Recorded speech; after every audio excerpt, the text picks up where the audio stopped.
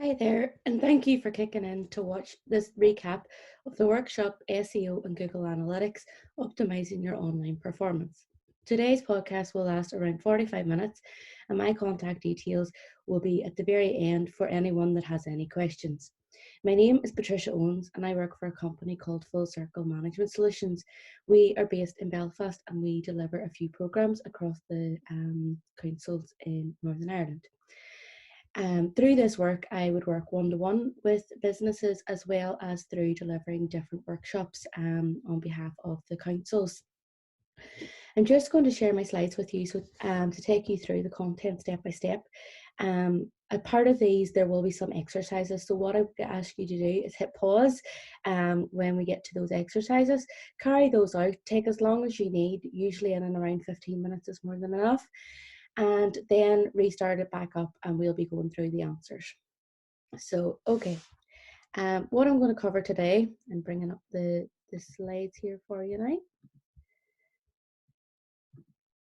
is SEO and Google Analytics, optimizing your online performance. So what we'll be going through today is the importance of having a plan for the next month of online content for yourself. Now we'll be touching on a few things today in terms of social media, blogs, updating your website, and putting keywords in it. So in terms of a plan, it's the importance of that for you guys. SEO, so to learn what it is, it's a term that is used widely within digital marketing, and a lot of people use it in the wrong way, or they panic when they hear it because they think it's a technical jargon. What I'm going to do is break down today some of the hints and tips that you can be doing and how one can measure it. So that's where Google Analytics comes in. To learn about keywords, one of the most important things within search engine optimization is actually looking at keywords, looking at in terms of not what you want to be known for, but actually what do your followers know you for or know about your industry for, and how to use them. And then we're going to look at the very end and bring it all together with a checklist for consideration. Okay, so here is a plan that I would use. Now this is a plan that can be used for social media. It's a plan that can be used for your blogs. It can be used in terms of when you're going to spend time doing keywords. But all it is an Excel document. It's not scary, it's not to frighten you. It's set up. What we've got here is the date. So we've got the 1st of May, 2020. That will be a Friday, and we're going to work on it in the morning. So you have full control over when you're able to work on this. You are setting your own goals and your own limitations. Yes and no really means, am I going to post? Am I going to do a blog? Or am I not going to do anything? So no. Digital marketing doesn't have to take over your life. You can do it in a planned out basis, so you don't have to be doing it every day. But what I would say is, because you're being social online, it is very important that you are reactive when things come in, rather than being proactive every day. Some of the things, and if you tune into the other podcasts that I have online, you will see what these are, what these mean, breaking them down. So on a Saturday morning, for most people, it's a shopping day, in which case we need to be posting something about a shopping day. So is the weather good? Encouraging people to come out. Is there a reduction in parking? Well, then, absolutely let people know that there's a reduction in the price of parking.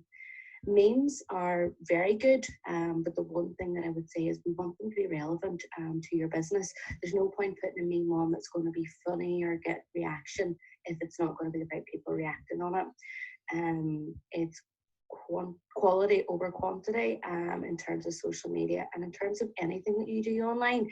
If you're just going to whack up 10 keywords and you're not going to really think about them, we're not going to get the result that we want. Okay. So the next 5 posts, this is where the exercise comes in. What I want you to do is plan the next 5 posts that you plan to put in social media. So pick a platform. Is that going to be Facebook? Is that going to be Twitter, LinkedIn, Instagram? Pick a platform. Think of the demographic that you're targeting. So if you're on Facebook, is it slightly older? If you're on Instagram, is it slightly younger? Think about that target. Think about the reason that you're posting. And actually, did I entice somebody with a product the last time I posted? Should I be following that up with a sales type post, or was it the other way around? Did I have a very sales focused post and I need to lighten it so it doesn't look like Del Boy? If that's the case, then we have to look at actually how does that person want to be sold to? A younger person, they want it to be very short. So we're looking at our website and we're saying for selling on our website, we need it to go directly to the page that is going to be important for people. If we're selling to an older person, they maybe want more information. So we have to send them to a page that gives them information, and at the bottom of that has a link. But ultimately, we have to think rather than just, I'm going to put this up because it worked before. It's actually thinking about the keywords that we're using. So new people are finding us on social media, the keywords that we're driving people to our website. So have we got a call to action? Is this the paid post that we want to be call to action? And that's the reason why we're doing 5 posts. So if you take some minutes now, and actually what I want you to do is take 15 minutes to work through this and actually sit there and say, can I answer these questions based on the last 5 posts that I've generated? So why have you chosen this post? Is there something that you think your followers will engage with? A lot of us in business are very, very lucky that our followers are actually the same type of people as us. If that's not the case, then we have to get that feedback. Is it our daughter, our son, our mother, our father, our sister, someone who would be our typical customer? Then we need to ask them, is this something that they think that your followers will engage with? And is it something I posted in the past? So we can look at analytics. We can say, did it work? Did it not work? Do you have to tweak it slightly if it didn't work the last time? So you want to hit pause now and work your way through that. And I'll just carry on with the rest of the slides. So SEO. What is SEO? Well, here's a big technical jargon. Basically, I'll pick out a few things in this. So it's a methodology. So it's a process. It's not going to happen overnight. Strategies, techniques, and tactics. And we're going to talk through a few today. You're not going to change the world straight away. If somebody was to say to you, when you put a website live, if it's new, it's fresh, it's going to take 6 months before Google finds it. That shows you how long it can actually take to get a ranking on Google. These tactics, this process is used to increase the amount of visitors to a website by obtaining a high ranking placement in the search engine results of a page. So the like of Google, Bing, Yahoo, or any other search engines that you use. So essentially what that is where do I come up on Google when somebody types in my name? Where do I come up on Google when somebody types in a broad term related to my industry? And if I want to be known locally, will people actually put in the location? So if I'm sitting in Limavady today, are they going to put Limavady at the end of it? If I'm up in my office in Belfast, are they going to put Belfast after? We have to make that decision to say, what are people going to be Googling and what do I want to be ranking for? And then we look at search engine optimization and we say, here's the methodology that I'm going to implement. There might be processes or something that you have done that you think it isn't working. So we want to look at the analytics further through this workshop and actually say, well, it's a methodology. There's different strategies. Can we change the strategy to make a difference? So in terms of, looking at our site checkup, people say to me, actually, I don't know if it's good or bad. And why would you? Because it's all the back end of a website that somebody else may have built for you or that you built for yourself, not knowing any of these hints and tips. So essentially there is a website, it's called SEO Site Checkup. You can set up an account with them and pay, or you can run one free checkup every 24 hours. Realistically, within that, you're able to get the feedback of how well is your site performing. And what I want to show you within this is that the like of Amazon, we look at Amazon, we trust Amazon, we think it's a great website, that it's scored 81 out of 100. The reason that I bring that up is because we're not going to get 100, but it's about if we're at 40 now, getting it to 50. If we're at 50 now, getting it to 60. And actually making judgment calls, because what this checkup will show you isn't just this graph. It works its way through everything. It asks us, have we got a security certificate? Have we got a site map? Have we got a favicon? So it basically goes through all of the things that Google wants to see. it shows you a cloud of all the keywords that you're ranking for. So even if this is saying that your take-up is great and you're sitting about 80 and you're thinking brilliant, the keyword cloud might be for some things that you absolutely don't want to be known for, or you don't sell at all, you just use the term in your page. So we want to actually say, is this correlating to what I want to be known for as well? Security certificate then. So I touched on this in the last slide there, but if we look at Amazon.co.uk, there's a lock beside it. If we look at Facebook, there's a wee lock beside it. And if we look at the volunteer northwest.co.uk, that's just a random one that I've put in. Essentially, there's not secure on that. So the reason for that is that they're not collecting information, or they're not collecting payment types. So they're not actually, you know, by law, by legislation, they don't have to have a security certificate on their website. That said, it is a Google product. So when you pay for a security certificate, you're paying Google in and around £50 a year. Some domain companies will give you the first year for free. Some domain companies will be slightly more. You can buy it from other people. But in terms of ease, it's easier to buy from the people that are providing your domain, because it's a lot easier to link up if you're doing this yourself. Of course, if somebody else is doing it for you, it might be worth looking into the best possible price that you can get. But essentially, it gives you an extra layer of security on your website. So if you're taking card payments or you're taking customers' details, that wee lock will actually give them the peace of mind that you're processing their details properly.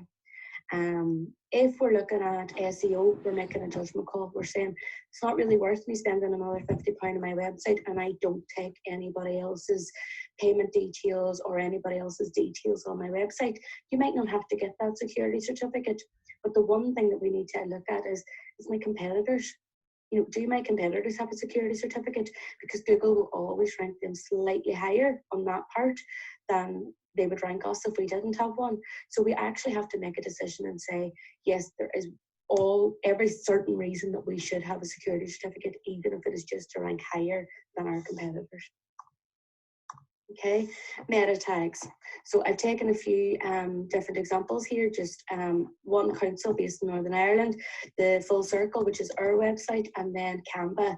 The reason I bring those up is Canva is actually very good if you're looking to create pretty imagery or edit images, and as long as you're using the free option, it will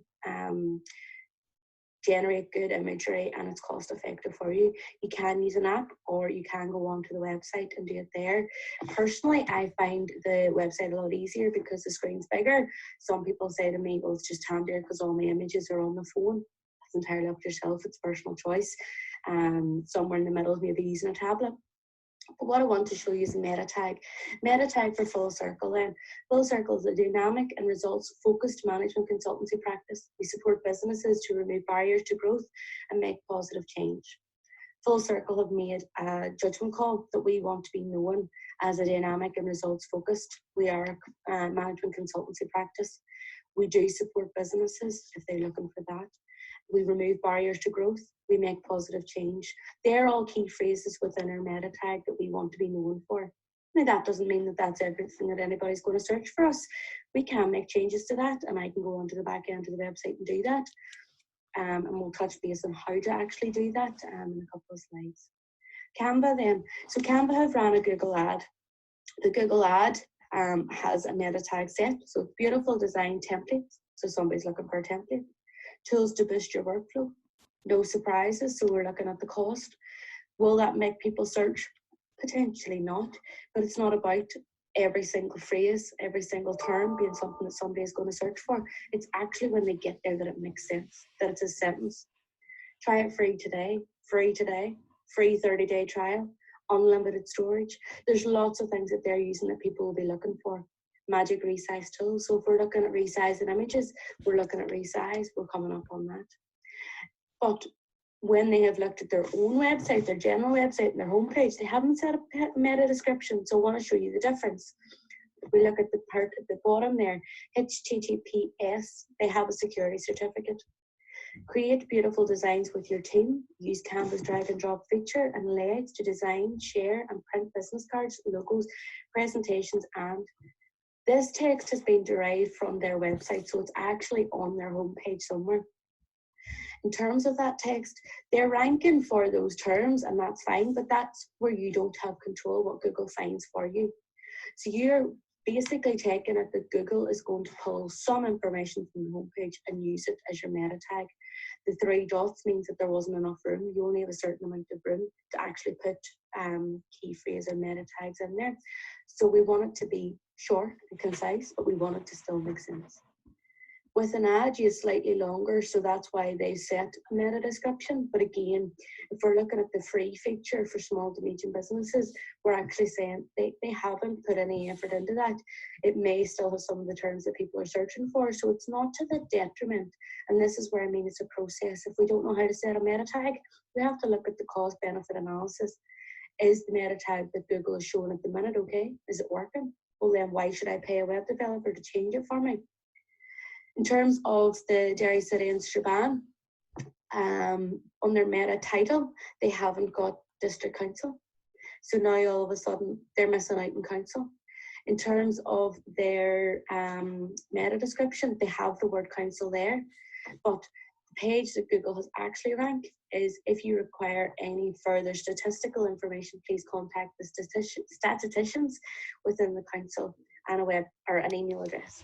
So they have no control over what that says. They could have changed that and set a meta description so that they were able to have certain information within that meta description that would have a call to action and make people want to click that site. Sitemap then. A sitemap is essentially you telling Google. So what Google is a number of different robots that are sent out. Those robots are trained to look at websites. They're trained to go out from Google and find, well, if here's a phrase, what is using that on a website? So by setting a sitemap, you're showing those robots who have no control over what they see exactly what's on your page. Those robots don't have the ability to look at images, so we have to put text behind an image or set titles, so alt text on those images to actually show this is exactly what this image is, so that rather than there being blank space for those robots, it's essentially showing them that there's text. So if your website is made up of 80% images and there's no alt text or no text behind it, it's very difficult for Google to actually find that page. It's very difficult for it to rank that page. So you need to be doing something extra.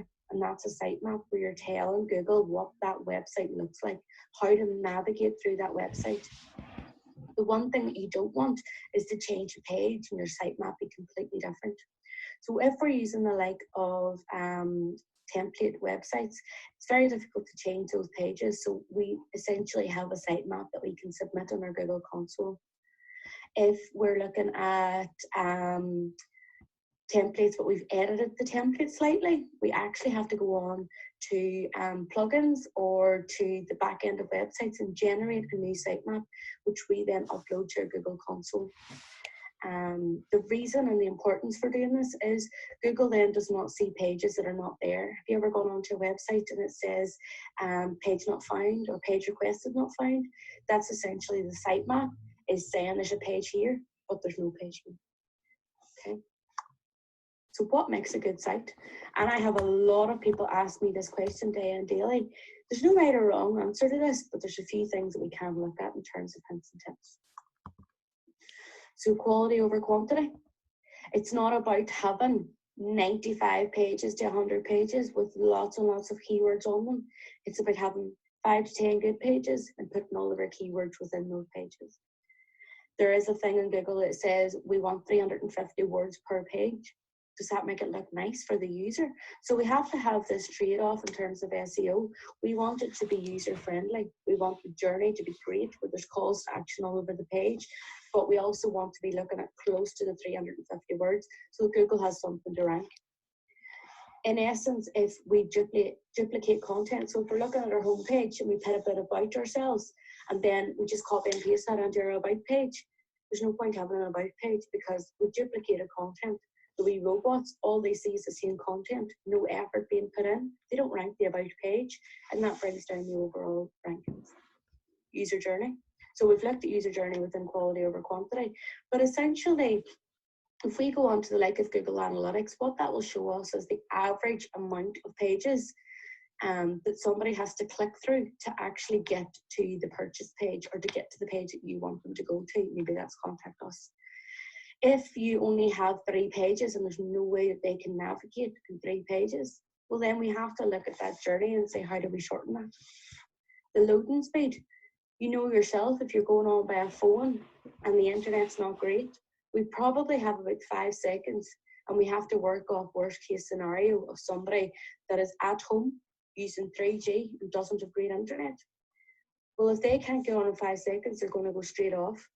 That then increases your bounce rate, which is somebody going onto the website and going straight off. If that decreases, or your bounce rate increases, and your loading speed also increases, you will find that Google will not rank that page because they see it as faulty. They will look at your analytics more than you can ever look at your analytics, and you want it to be that you understand them and you digest them. Broken links then, URL friendly. So if we're looking at broken links, if links, like say you have a call to action and you move that page, your link does not work anymore. We have to have it exactly the same. So if you have a page and it's a call to action button that says contact us, and then you change the contact us to contact, all of a sudden your links will not work, and you actually have to go back in to the editing facility and change that to just contact. URL friendly. Google does not like underscores, they don't see them. So we have to have hyphens or all together phrases. So if we're looking at hashtags where all the words are crammed together, we're looking at that for URL friendly links as well. So a lot of what you learn for SEO can be adapted into social media, as well as creating good content for blogs. Blogs then. This is an example. If that looks familiar, your site is probably built on the like of WordPress. A blog then, what does it do? A lot of web developers will say you should be writing a blog. The reason that they want you to be writing a blog is essentially what it does is update your website. Every time you create a new blog, Google then get a notification that somebody has gone to a new page. They have to go and check that out. So they go and check that page out, any keywords that you've used in that blog, any things that you've put on that blog, new features, they're all beginning to rank on your page. So if we're thinking bringing out a new product or bringing out a new service, we're generating a bit of hype about a service that we have been doing in the past, some of our customers don't know, it's refreshing the content on our website. It's given us internal links where we can be linking back to certain pages. If we're writing it about other people, we're writing it about government bodies, it's given us external links. If that external link works, then Google is going to rank it. So essentially what we want is our website to be generating traffic in and traffic out. We want it to be generating traffic within our website so that people stay on, but we also want to be generating traffic outside of our website that Google then sees that there's 2 pages working together.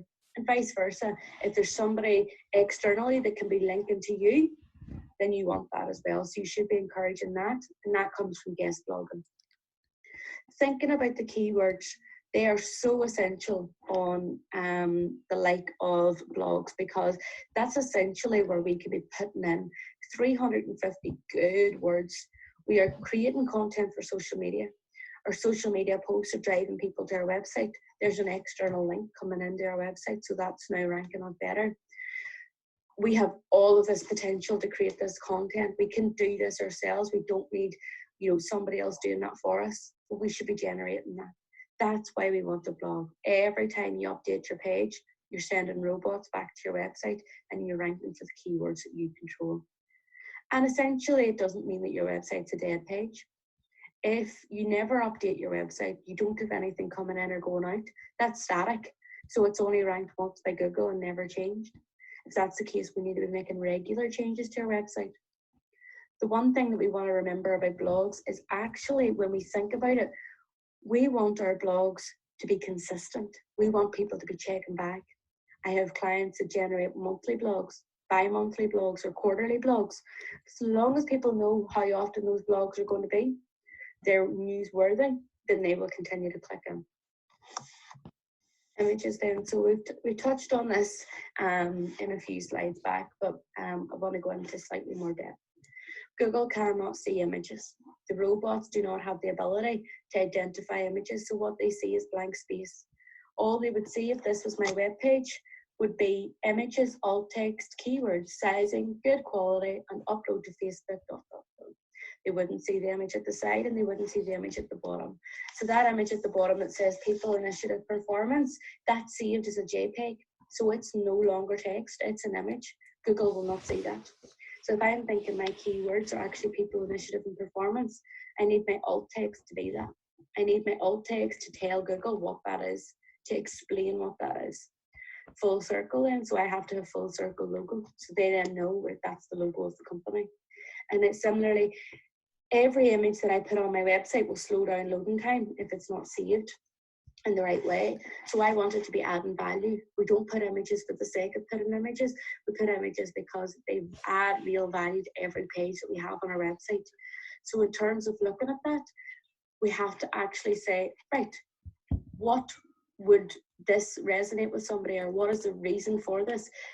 People don't see alt text, so we can actually put things in that maybe don't make sense but are key phrases. So what we want that page to rank for. Essentially, the keywords are important within this, but the sizing as well. If we keep all of our sizes pretty small, then it's not, massive size. It's not, load time isn't slowed down greatly. So now we're kind of generating a bit of interest where we've got text behind it, so it's content worthy. The size is small enough that it's not slowing down load time. It's not affecting the other things that we need to look at for SEO. So if you want to resize, if you mentioned Canva before about keeping sizes uniform, or upload it to Facebook as an album and then download it, and it will automatically be optimized for size. Mobile optimized. So you probably have heard of this if you've ever looked at the word SEO.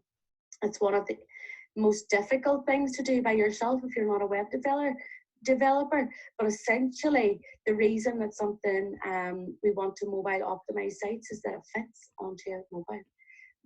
Around 52% of worldwide website traffic was generated through mobile in 2018. Those figures are growing and growing every single year. If that's the case, we need to answer to that. We need to give people that option.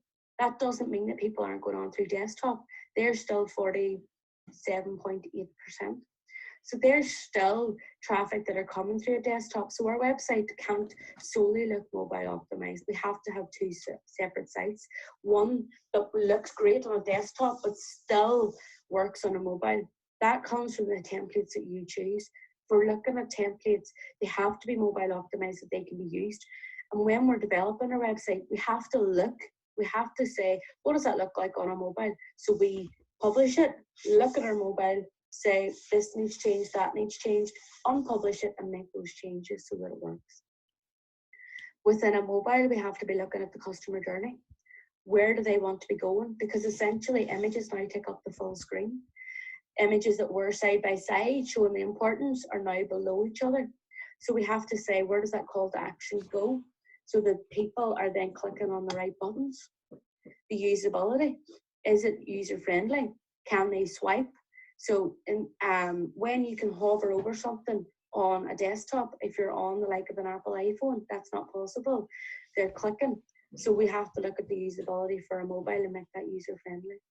Visually, people are a lot more visually in tune when they're using their mobile on websites, and they want it to look nice.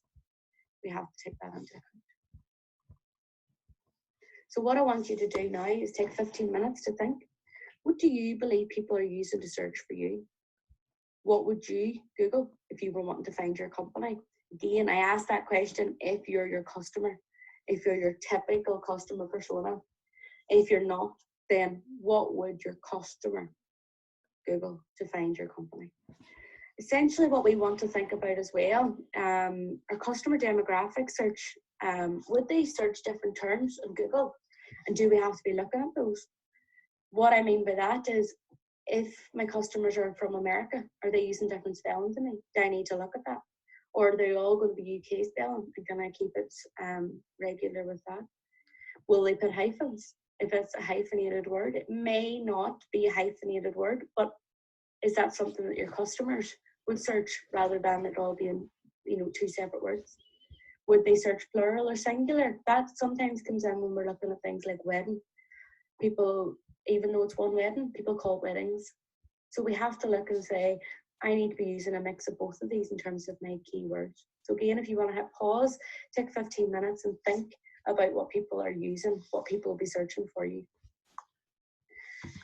So in terms of keywords then, we're looking at searches, we're looking at singular words, we're looking at phrases, because Google is now smart enough to work out phrases, separated by commas. Customer focused, we're looking at our customer and what they'd be searching for. I mentioned before about localizing or social media terms. What would somebody call, what is somebody referring to me in social media as? Can I generate that to make keywords? Google products that will help my website to rank slightly better. So a Google map, if we're using Google Maps, one, it's helpful for our customers to be able to see where we're based, to be able to visit us if they have to, if we're a shop or an office, how do they get to us?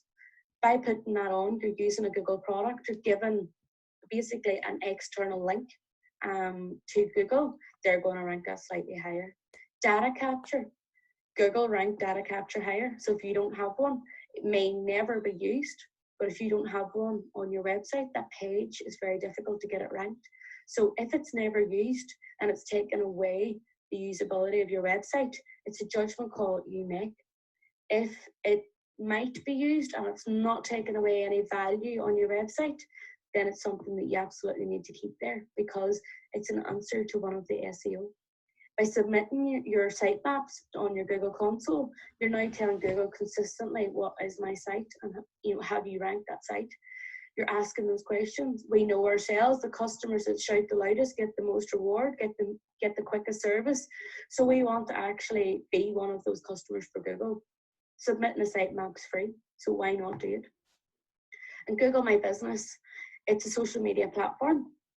It gives back to Google because it's a Google product.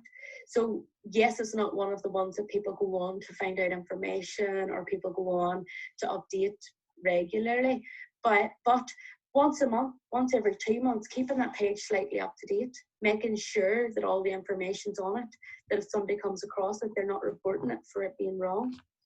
All of a sudden now, by having that Google My Business, Google thinks that you're giving an answer to them or you're giving them a reward, so they're going to rank that page slightly higher. Again, these are all things that you want to be looking at. Is my competitor doing it? If they are, they're answering Google's questions, so why aren't you? Internal and external links. Again, if we take 15 minutes and think of 5 websites that you could link to externally. Is there influencers that you use that you could get to do a guest blog? Are there market leaders, the like of which putting things out there? Government bodies, has somebody helped you in terms of supporting you financially to go to a trade show? Has somebody helped you financially in terms of going to visit people in different markets, giving them a shout out? Customers and clients, are you going to do a customer of the week or a client of the month? Can you be linking to their website? Suppliers, so somebody that has created your website for you, they're getting a shout out at the very bottom if we look. Is there somewhere else that we can be doing external links? And vice versa, directories, the like of Google, Yale, 4NI, those type of things. Those directories are all external links that are driving people into you, or social media platforms, but making sure that they're right, that they work, that they're not going to a broken page. Okay, so if you want to hit pause, do 15 minutes and then come back. Google Analytics then. So what is Google Analytics? Google Analytics basically, one, by having it, you have a Google product linked to your website, so it's going to help your SEO massively. But what it also is, it's an information tool. If we've ever looked at our social media insights or analytics, we'll know what we can generate from that. We know what posts work, what posts don't work. So what should I consider within my Google Analytics? Google Analytics will give you masses of information. You could spend weeks on it. The one thing that we don't want to do is take away all of that time that we could be using to generate keywords, to generate traffic, to generate content that actually would be driving people to our website and giving us better analytics. So we want to find that balance. If that's an hour every month, an hour every 2 weeks, it's so that we can digest it, we can know the information, but essentially it's not taking time away from what we're doing. So what is Google Analytics? Google Analytics will show us the bounce rate. Bounce rate is somebody coming onto your website and going straight off. Are they getting enough content within that 3 seconds? Probably not. The site might not even have loaded. So your bounce rate, you want it to be low. Essentially, is everybody going to stay on my website? No. So we are going to have an element of bounce.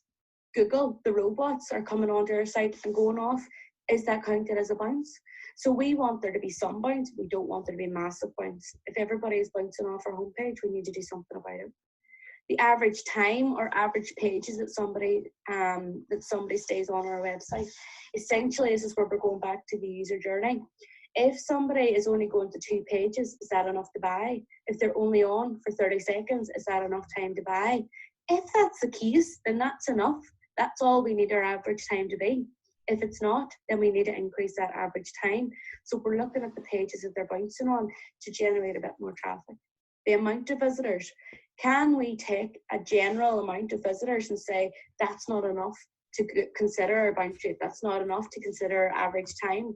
In which case, we use visitor numbers as a motivational tool to actually drive more people to our website through the like of our external links or internal links, through our SEO or keywords that were found on Google, and also our social media, driving people to your website. And this diagram at the bottom here is users flow. That can seem quite scary or confusing to certain people because it's just a lot of boxes. But essentially what that shows us is, one, what country the people are coming from. The grey then shows us their journey. So the / is your homepage. Then where have they gone? Where have they gone? And we can drag that across. So we can pinpoint somebody on the checkout that has gone to the checkout page. What did they do beforehand to generate enough interest or generate enough information to stay on our website? So 5 tips to keep people on your site or increase your average time. Pop-ups to sign up to a newsletter. But we have to remember, why would they sign up to the newsletter? Have we given them enough information? A clear journey for the customer. Is there a step-by-step process that we've maybe highlighted on our social media, or is it simple enough that any customer, and we have to think about that. Is it an older person, a younger person that needs step-by-step guidance? Is there enough calls to action on our website to keep people on our page? Are we telling them enough information, but then sort of driving them that we know where they want to go? Is there live chat? Is that something that we can do? The one thing you don't want to do is put a live chat on your website and then it not be active, or you not able to operate that. So we have to think, is this something that we can do within our own capacity at the minute? Video content will keep people on a lot longer because they'll be watching it, but essentially it can slow down load time. So we're looking at social media platforms to help us, like Vimeo or YouTube. But similarly, if we have good content, we're asking good questions on our website, people will stay on longer. So we have to, hold ourselves accountable and say, have we got good content? So in terms of SEO support, depending on what our website is built on, and this might be something that you need to find out or try and answer yourselves. So if our page is built on HTML, which is code, then the SEO support will all be coded in the pages, but we can change the content. If we're using the like of Wix and Weebly, Squarespace, Shopify, or Big Cartel, they're kind of the more popular ones, but they're template, essentially drag and drop. So what they have is in-house per page, Big Cartels per website. With that, we have to be thinking about why each page wants to rank, because we can't just copy and paste the SEO.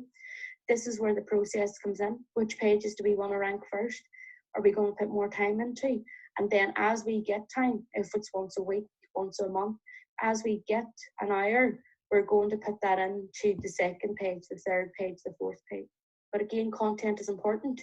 If we're putting something in our title and our meta description that's not in the content of our website on that page, it's confusing Google. It's not giving them the right content. They're thinking that page is trying to rank for something that it's not. So we have to have the same key phrases replicated throughout that page. WordPress then, so there's like of the Yoast SEO. So there will be plugins that are specific for SEO. what we want to check is that compatible. So Yoast SEO may not be compatible with the template that you've chosen to create your website on. So we have to be saying which one is, finding plugins that are specific that we can then generate. And within that then, each page can be ranking on Yoast SEO. So that is the conclusion of this first podcast. So if you have any questions, my email address is patricia, patricia, at fullcircle.eu.com. And please do make sure that you are answering those exercises.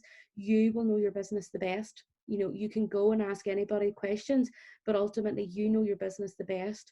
So you should be able to generate those questions and those keywords yourselves. Thank you for your time. And I'll just switch off the